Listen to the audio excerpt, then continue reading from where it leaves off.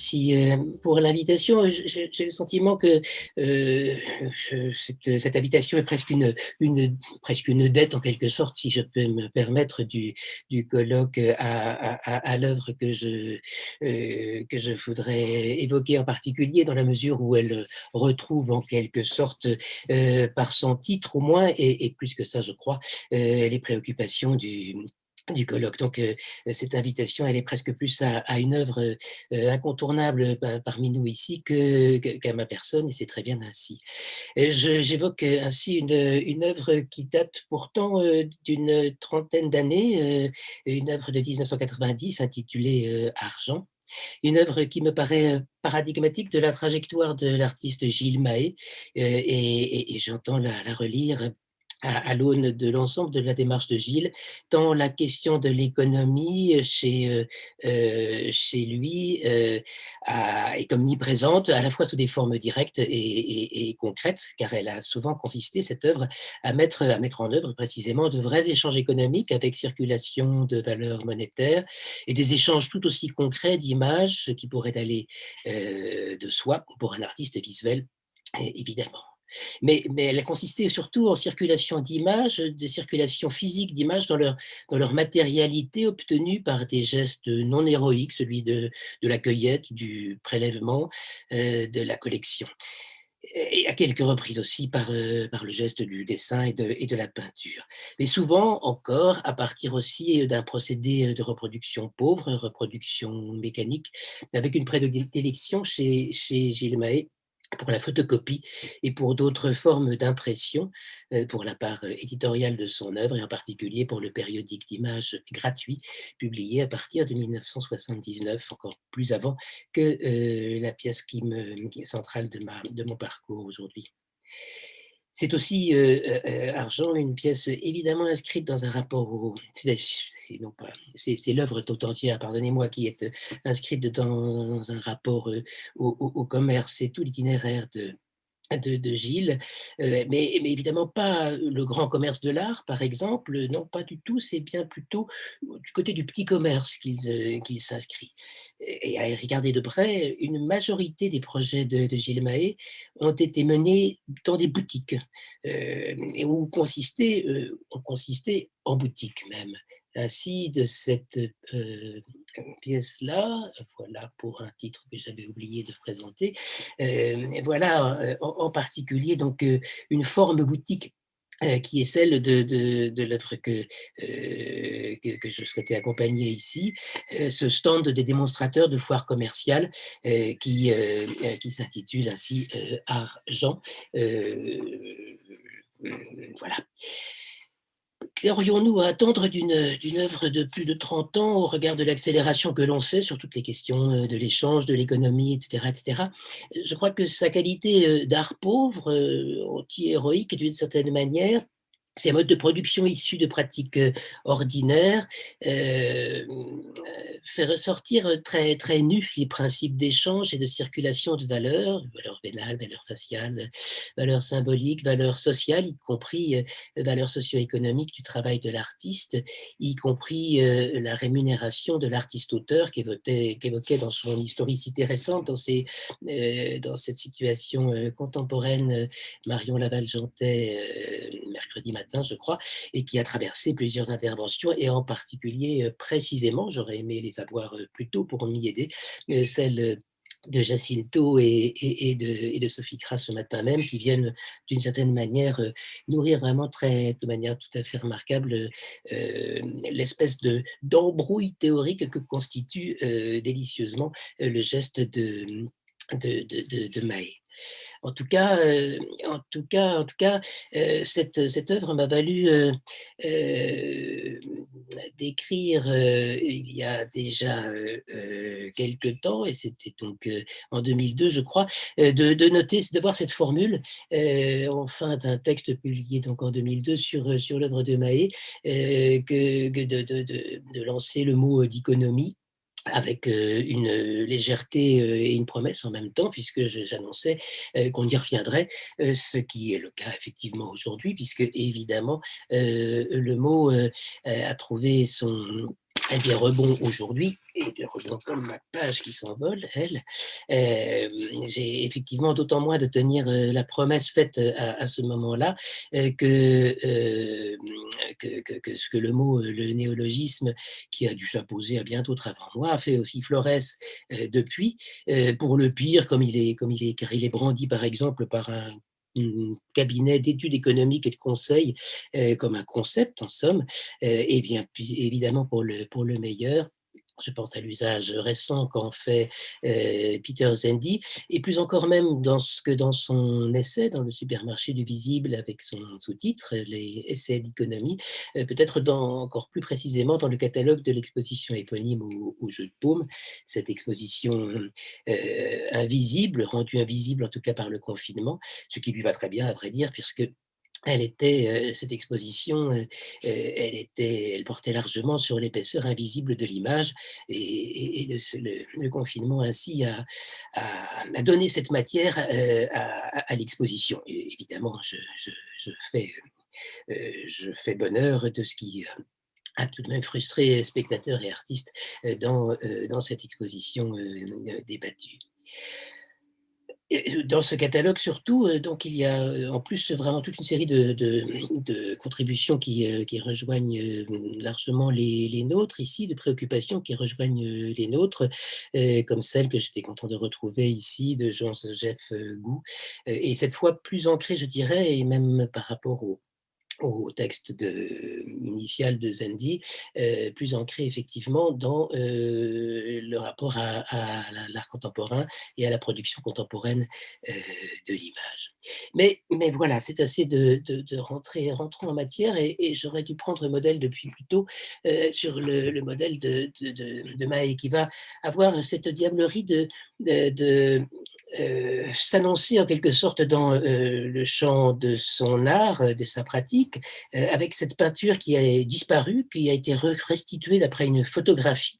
euh, une peinture qui est datée de 1972 ou 1973, selon des souvenirs familiaux et des recoupements de détails sur cette photographie, soit même avant les premières manifestations explicites d'intention de Gilles Mahé en artiste. Et pourtant, le ton est donné, celui de la publicité, plutôt même celui du panneau de réclame de fond d'épicerie, pour faire un nom de l'artiste, pour faire du nom de l'artiste un nom de marque. Mais avec Mahé, c'est plutôt Warhol chez Félix Potin. Le carnavalesque s'affiche au premier degré et les images peuvent circuler, elles ont leur bannière en quelque sorte. Entre 79 et 90, la date de Argent, Gilles Mahé multiplie les projets et les actions. Et en particulier, il affine la stratégie éditoriale de cette publication, pionnière pour sa diffusion gratuite donc, et son titre est pour le moins direct, avec quelque chose comme, je l'ai oublié, 26 numéros, je crois, qui vont s'étaler, qui vont même recouper la période de l'exposition de Argent.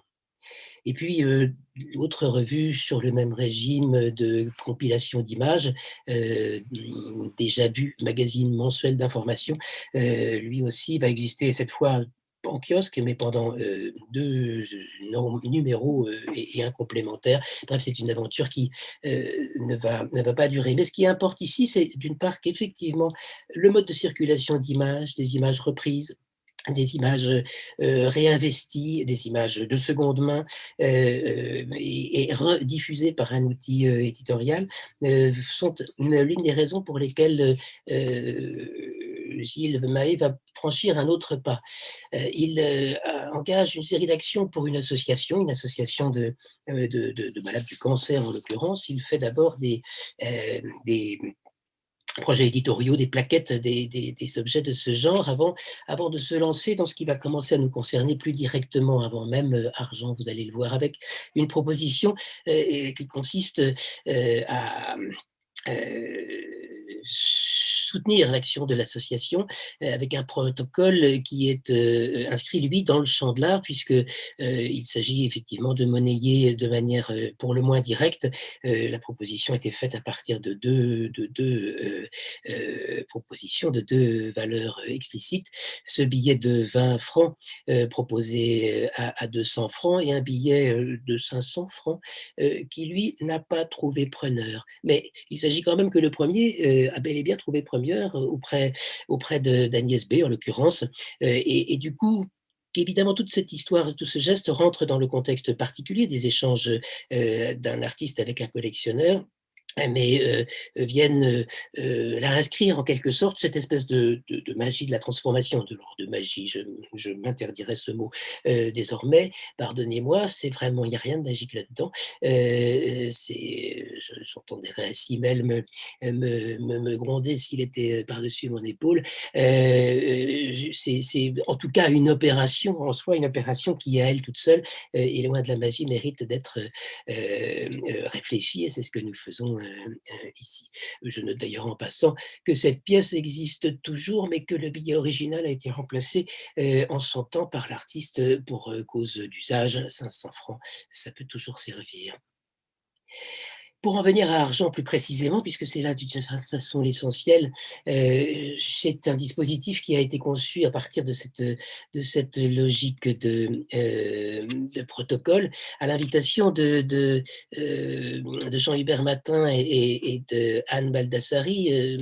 Gilles Mahé est invité à participer à l'exposition ouverte en 90, Art et Pub. Mais Mahé, lui, choisit le seuil. Il choisit et il conçoit avec un complice et ami, comme souvent d'ailleurs, sa pièce Argent. Le projet tient dans un dispositif clair qui consiste en ces 2 paragraphes, mais ils mettent à l'épreuve toute une série d'enjeux. Avec cette manière d'allure bonhomme de dessiner une diagonale à travers les règles de l'art. Relationnel, très assurément, le dispositif produit des effets, des tracas administratifs pour les organisateurs, qui commencent par l'impossibilité réglementaire d'effectuer des transactions commerciales dans une enceinte d'institutions publiques, sauf concession commerciale qui devait être à l'époque validée par une décision de l'Assemblée nationale. Au statut singulier du centre Pompidou. Des questions d'autre part de scénographie, puisque l'artiste veille à s'installer hors de l'enceinte propre de l'exposition, en marchant du temple, en quelque sorte, devant son entrée. Des questions encore de construction et de fonctionnement, à cause de sa conception même. Le plateau est animé. Où est donc passée cette fichue image?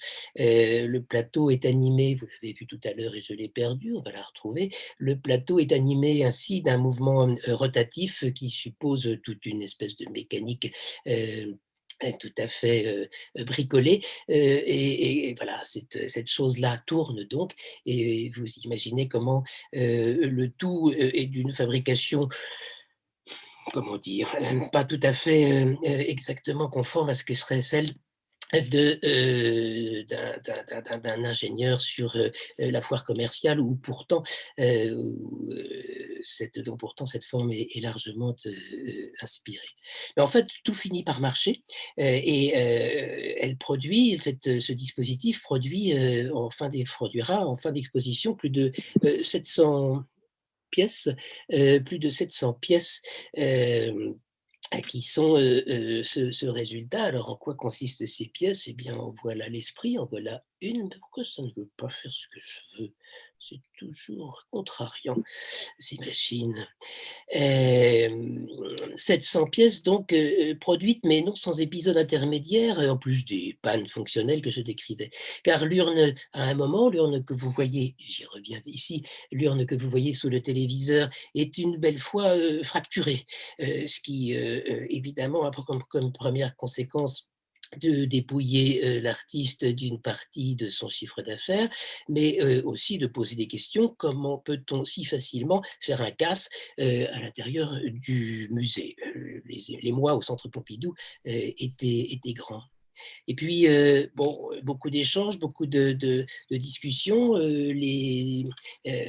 L'animateur du stand, comme cette hôtesse aimable ici discute, échange, beaucoup de circulation. C'est donc le visiteur qui fixe d'un seul geste et la valeur faciale et le prix de leur investissement, et puisqu'ils repartent avec, en termes d'œuvre unique, cette image produite par le photocopieur avec l'image de leur investissement et le filigrane de la plaque gravée du photocopieur. Tout se passe bien dans la fabrication de cette espèce de collection furtive et déconcentrée auprès d'un nombre fini de collectionneurs. Tout se passe bien jusqu'à l'arrivée des Pandores, qui suspectent contre toute évidence une affaire de contrefaçon. Ils vont bien involontairement, cela dit, permettre d'ouvrir une seconde série, vous allez le voir, avec l'obligation de réduire encore le format et de faire apparaître la mention explicite de faux.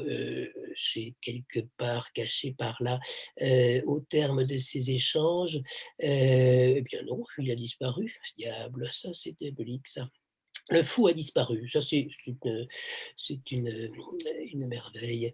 En tout cas, voilà, 2e série, due au fait que, l'artiste est sommé de s'expliquer et de produire du coup, une chose assez délicieuse, de produire alors qu'il a déjà eu affaire à un huissier dans le premier temps au moment d'être cambriolé. Il a affaire surtout à un statement artistique tout à fait remarquable qui est la déclaration, faite, au Quai des Orfèvres, qui explique ce qu'est son dispositif et du coup il produit là évidemment un texte d'une rigueur tout à fait remarquable et toute policière. Je vous en vole la lecture détaillée, mais elle vaut elle vaut sa lecture.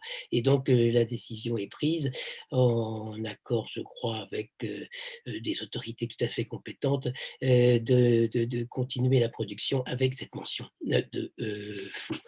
S'en suivent diverses pratiques de promotion, de relance de l'activité, de propositions de remises exceptionnelles, et cetera, qui parsèment le projet. Alors avec, oui, le système, le principe est complet avec ce dispositif explicite de relevé des collectionneurs, hein. Ils sont tous identifiés, les 700 et quelques, alors plus ou moins efficacement, de sorte qu'il restera quand même un peu coton de réunir la pièce elle-même. Elle est dispersée. Nous l'avions fait dans une exposition en 2001, je crois, à Caen, et déjà réunir les quelques dizaines qui sont au mur ici représentait un effort assez considérable, mais continuait l'histoire relationnelle de cette œuvre, puisque courrier, échange, explication, les collectionneurs, quelquefois très amateurs, se découvrant dans le rôle du prêteur, enfin, toute cette espèce de mise en scène de la circulation de l'art dans laquelle, avec cette espèce de finesse joueuse, de logique d'échange, Mahé entraînait ses spectateurs. J'irai évidemment vite parce que je dois ne pas trop tarder, je crois, sur les rebonds qui suivent cette. Oui, c'est là, bah, justement, est-ce qu'il y a des faux à vous montrer ici? Le simple filigrane vous envoyez, mais très mal, pardonnez-moi, j'ai vraiment perdu une image dans la bagarre. Dans le nombre, c'est normal et ça me semble, que la cohérence de Mahé, de se perdre, à vrai dire, dans une archive tout à fait infernale qui est, déposée, tu le mentionnais, qui est déposée à des pièces, importantes qui sont acquises par le FRAC Bretagne, mais, ce fonds un peu proliférant, vous allez le voir, est déposé effectivement au même FRAC Bretagne, en lieu, assez sûr. Ça, c'est une pièce qui n'a pas beaucoup de traces, puisque, elle apparaît, à ce moment-là de manière tout à fait, comme en réaction à ce qui s'est passé avec, ou ce qui ne s'est pas passé avec Argent. C'est en quelque sorte, la pièce suivante et puis l'épisode suivant, et d'épisode, je parle volontiers parce que de plus en plus, enfin, de manière évidente depuis le début, la biographie, de l'artiste est mêlée, même si elle n'est pas forcément immédiatement apparente à son œuvre. Ici, en tout cas, il réagit sur un coup de tête fiscal, je dirais.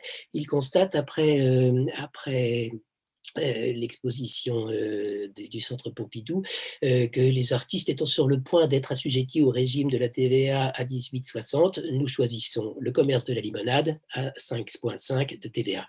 Ça semble effectivement une forme de sagesse qui sera très relative à dire vrai parce que effectivement, Gilles a Gilles Mahé a le plaisir de pouvoir accéder à un bail précaire d'un café nommé Le Lafayette, mais que c'est dur le commerce de la limonade, surtout dans un quartier difficile, dévasté. En fait, si le bail est précaire, c'est que le quartier est en transformation et que les clients se sont vraiment raréfiés. Et surtout, c'est là où de nouveau l'économie, l'art, tout ça se mêle de manière tout à fait pernicieuse, je dirais, en tout cas, qui nous interroge. La catastrophe économique vient après. Oui, je mentionne rapidement, parce que d'une certaine façon, c'est là la production ordinaire d'un limonadier qui s'ennuie et d'un artiste qui griffonne des carnets depuis toujours et qui raconte sa vie avec des cartographies, avec des rencontres, avec même une pratique du forme de mail art euh, très existentielle, comme ça, j'y étais, avec même un succès dans la presse, mais surtout une amitié, et c'est vraiment d'amitié que l'œuvre de Gilles est largement faite avec Daniel Buren qui aura la peau du Lafayette par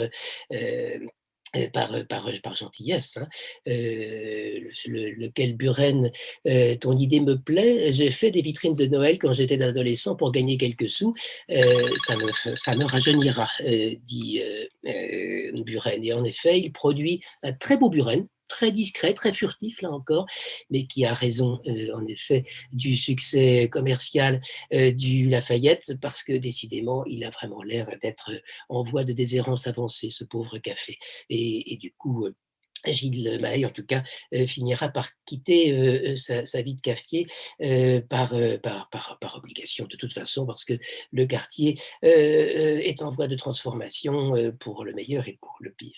Et je dirais juste un mot, parce que je sais que je vais abuser dans pas longtemps de la durée qui m'est impartie. Je dirais juste un mot de cet autre projet majeur, qui est peut-être le plus explicite dans cette manière d'envisager l'économie dans le sens partagé que nous avons tracé tout à l'heure et que nous n'arrêtons pas d'esquisser avec cette œuvre qui s'appelle Capital d'essai, où vous entendez évidemment les doubles sens, une œuvre dans laquelle il n'y a pas d'échange marchand, dans laquelle il n'y a en revanche, et là Simmel sans doute trouverait son compte, ou en tout cas les analyses que Jacinto proposait trouveraient son compte.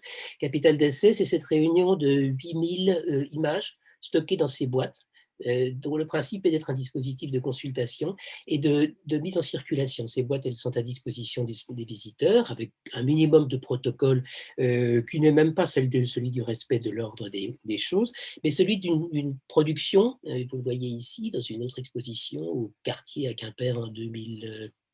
Oh, je vous dirais des bêtises, probablement 2001, mais c'est pas sûr. Avec un processus, un outil de production de métadonnées, en quelque sorte de métadocuments, disait l'artiste, puisque le visiteur peut prendre ce qu'il veut des images en les copiant, à la condition de laisser un commentaire, une forme de trace qui vient enrichir et nourrir la collection de ces 8000 œuvres. Et donc, Capital d'essai va ainsi circuler jusqu'à Montréal, par exemple, ici, et être effectivement nourri doucement, parce que le temps, ma foi, les investissements à la façon Mahé ont des retours sur le long terme plutôt, et je crois que vraiment la collection de Capital d'essai s'inscrit dans une durée longue, ne serait-ce que celle de la consultation, comme ici, et la diversité des sources et des natures de documents, à elle toute seule, vaudrait vraiment d'y passer bien du temps. Voilà, par exemple, une des images issues, elle, plutôt de l'intimité de l'artiste, un jour où Warhol l'inspirait. chez lui. Et puis voilà, il y a encore tant d'autres aventures économiques chez Gilles Mahé, comme ce travail fait en complicité avec son voisin Jacques de la Villeglay, qui consiste à déchirer une affichette d'authentique de supermarché devenu tableautin monochrome dans une opération monochrome menée à deux.